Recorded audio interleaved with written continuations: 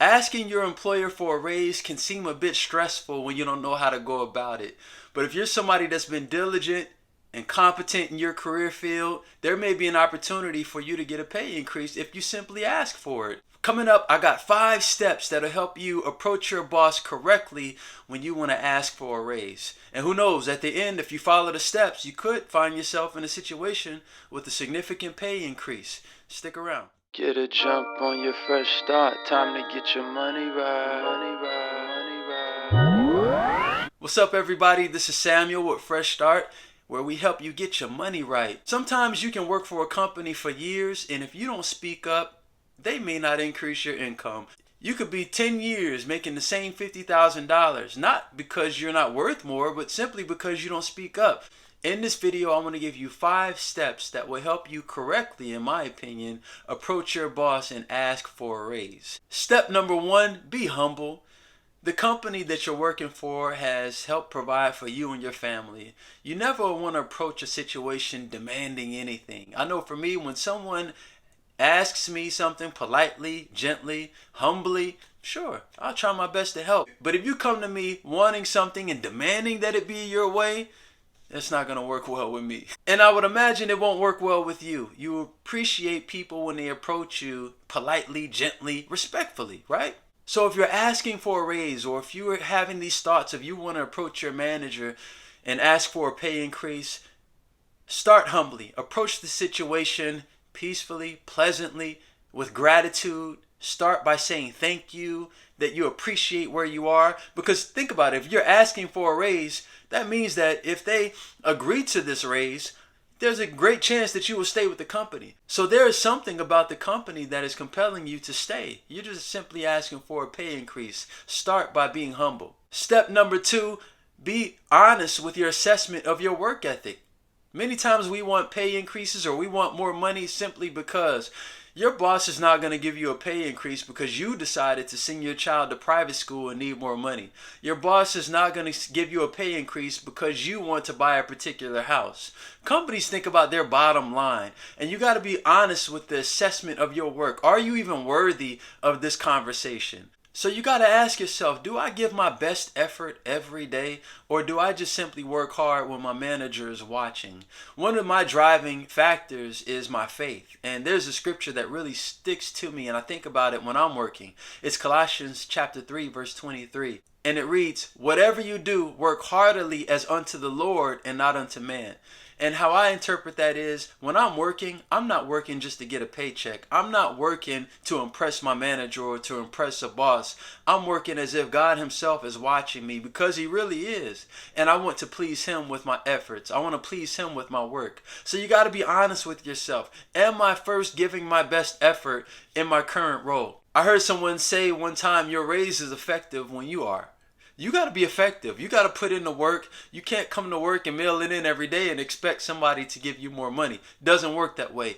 Look within. Ask your friends about your work ethic. A good way to gauge how you work and how hard you work.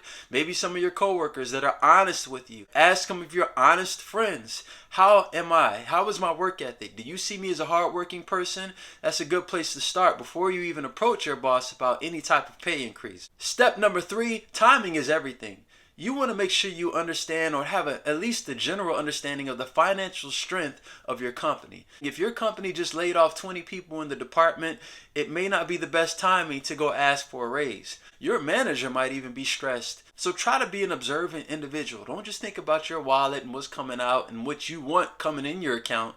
Think about the overall financial strength of the company before you approach your manager about a pay increase. The best timing to ask for a pay raise, if you're going to do it, is during a quarterly or annual performance review. Many times companies do these reviews to essentially check up on your performance.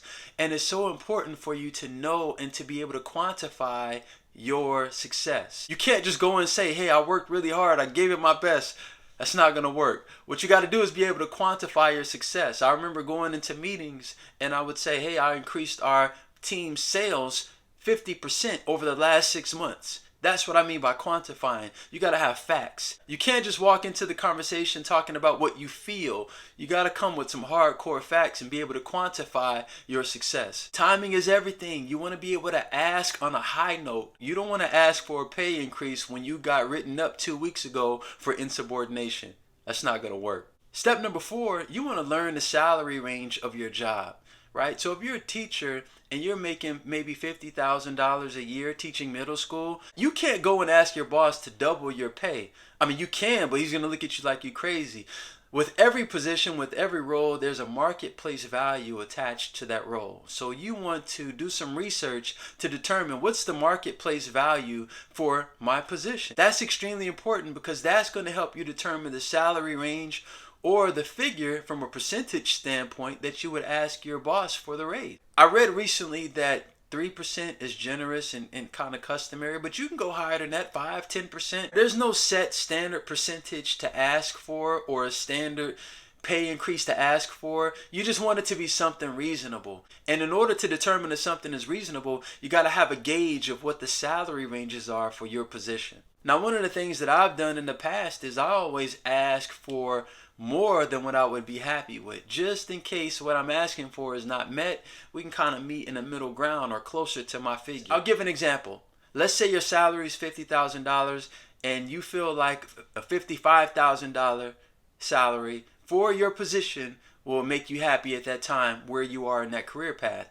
You might go in asking for $57,500, something a little bit more than what you're willing to accept, just in case they negotiate. You might hear something like, hey, I can't do $57,500, but I can meet you at $55,000. Hey, and that's honestly what you set out for to begin with. So just a little strategy to help you when you determine a reasonable pay increase. And step number 5, just be patient. Just be patient. It's not always going to happen right when you want it. I'll give a brief example of what happened in my life working for an insurance company. I asked for a position change and a raise. And I sat down with my supervisor. I followed the same steps that I'm telling you. So when I asked my supervisor for the change in position, which was a significant pay increase, he didn't say no. He simply said not right now. And I waited. And so about 2 more years later, patiently, I didn't get upset and mail it in every day and slack off. Because remember, I don't do what I do to impress man. I do it to please God, right? Because Colossians 3:23 is my personal motivation. You got to find something that motivates you to keep pushing even when you get a not right now. So fast forward 2 years after that, the position was still available. I was able to walk into the position. He gave me the role. I got the significant pay increase that was very beneficial to me, my family. So I exercised a little patience. It didn't happen when I thought I was ready, but when I think about it, when it all came together and I did step into this new role, it was perfect timing. And I realized that what I thought I knew 2 years prior, I didn't know, and those 2 years gave me additional time to learn and hone my craft, continue to develop, and to grow in the industry. So if you follow those 5 steps, I think you got a good chance of getting a raise, right? Nothing's guaranteed. With certain companies, you might come to a conclusion that, hey, maybe I need to start my own business. Maybe I need to become an entrepreneur. Or maybe I need to work for somewhere else. You never know. But in the event that you like where you work, you're working hard, and you're following those 5 steps, there's a good opportunity. Hopefully this video kind of eases your mind a little bit and gives you a game plan before you have that conversation with your manager. Lastly, I want to say this. When you do get the raise, do not increase your expenses. That's one of the major things that we teach. Keep your expenses low. So many times people get a $5,000, $10,000 raise and then they go finance a car. No, we're all about eliminating debt. Don't increase your expenses simply because you got a raise. I once heard somebody say, wealthy people ask how much. Poor people ask how much down. Think about that.